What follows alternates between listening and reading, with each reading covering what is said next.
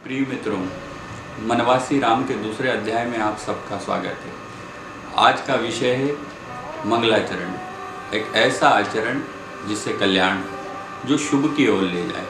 प्राचीन ग्रंथकारों की एक पवित्र परंपरा रही है कि ग्रंथ का प्रारंभ मंगलाचरण से किया जाए, क्योंकि उनकी ऐसी मान्यता है कि जिस ग्रंथ का प्रारंभ मंगलाचरण से किया जाता है वो सबको लाभप्रद होता है और सबसे बड़ी बात निर्विघ्न होता है। पर यह निश्चित नहीं है। ऐसे बहुत से ग्रंथ हैं जिसका प्रारंभ मंगलाचरण से हुआ पर वो संपन्न ना हो सके, और बहुत से ऐसे भी ग्रंथ हैं जिसका प्रारंभ मंगलाचरण से नहीं हुआ पर वो निर्विघ्न संपन्न रहे। पर धार्मिक ग्रंथकार सदा से ही मंगलाचरण को लोक मंगलकारी मानते हैं, इसीलिए वो अपने ग्रंथों का प्रारंभ मंगलाचरण से ही करते रहे हैं।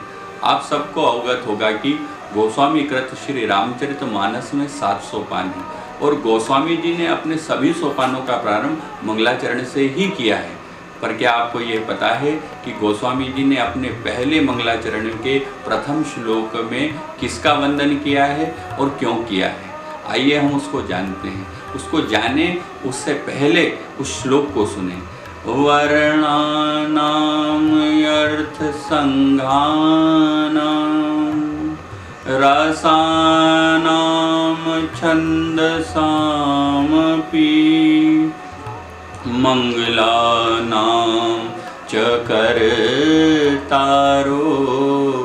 वंदे वाणी विनायको। सरल अर्थ में कहें तो अक्षरों, छंदों, रसों के समूह का मंगल करने वाले श्री सरस्वती जी और श्री गणेश जी का मैं वंदन करता हूँ। यहाँ पर गोस्वामी जी ने सरस्वती जी और गणेश जी का संयुक्त वंदन किया। इसे विस्तार से समझें तो गोस्वामी जी ने वंदन तो सरस्वती जी और गणेश जी का किया, लेकिन वाणी और विनायक नाम का आश्रय लेके। इसके पीछे क्या कारण है वो जानिए। गोस्वामी जी ने यहाँ गणेश जी का विनायक नाम का उपयोग किया है। विनायक एक ऐसा जो नेतृत्व करे। सरल शब्दों में कहें तो रास्ता दिखाने वाले को विनायक कहते हैं। कोई ऐसा जिसके आदर्श का पालन कर कर उसके पीछे पीछे चलकर जीवन को धन्य बना लिया जाए, जिससे जीवन कृतार्थ हो जाए। नेतृत्वकर्ता को विनायक कहते हैं। तो गोस्वामी जी चाहते थे कि गणेश जी हमारा मार्गदर्शक करें और मेरी इस रामचरितमानस को सुंदर बनाने में सहयोग कर सकें। मार्गदर्शक पथप्रदर्शक के रूप में गणेश जी का वंदन किया। गणेश जी के साथ में सरस्वती जी का संयुक्त वंदन किया। पर जैसे गणेश जी के विनायक नाम का आश्रय लिया था, ठीक वैसे ही सरस्वती जी के वाणी नाम का आश्रय किया। रामचरित अति अमित मुनीसा, कही न सकई सत कोटि अहिसा। रामचरित अपार है, विशाल है, 100 करोड़ शेष जी भी उसे नहीं गा सकते।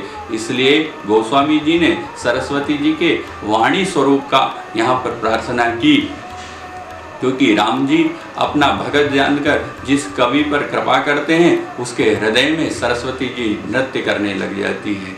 जही पर कृपा करहि जनु जानी, कवि और अजिर नचावहि बानी। अपने लोक को छोड़कर भगत की, कवि की श्रद्धा देखकर ब्रह्मलोक से सरस्वती जी दौड़ी चली आती है और फिर उनकी कृपा होती है तो मुक्तामणि के समान कविता होती है। इसलिए गोस्वामी जी ने सरस्वती जी और गणेश जी से प्रार्थना की, आप हमारे पथ प्रदर्शक बनिए और मेरी इस कथा की रचना में सहयोग करिए।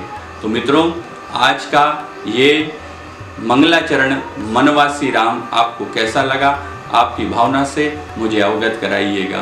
तो मित्रों, आज के लिए इतना ही। आगे फिर हम वनवासी राम के माध्यम से पुनः शीघ्र मिलेंगे। धन्यवाद।